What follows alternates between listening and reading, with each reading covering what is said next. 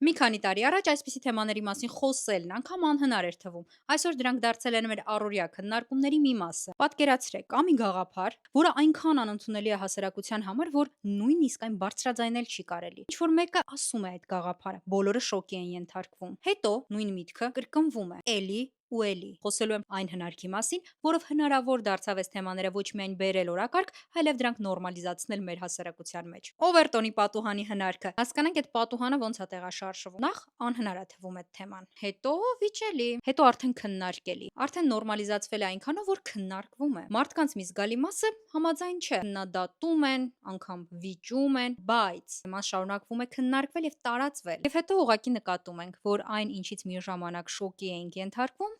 հիմա հերթական նորությունն է։ Օվերտոնի պատուհանի հնարքը շատ տարածված բան է աշխարհում։ Դրա միջոցով շատ գաղափարներ են նորմալիզացվել։ Թե վատ, թե լավ։ Հիշեք, գաղափարները հաղթում են ոչ միայն այն ժամանակ, երբ մարդիկ սկսում են հավատալ դրանց, երբեմն դրանք հաղթում են նաև այն ժամանակ, երբ բոլորը սկսում են խոսել դրա մասին։ Ինֆորմացիոն պատերազմի դարաշրջանում Օվերտոնի հնարքը բավականին արդյունավետ է։ Գիտակից եղեք։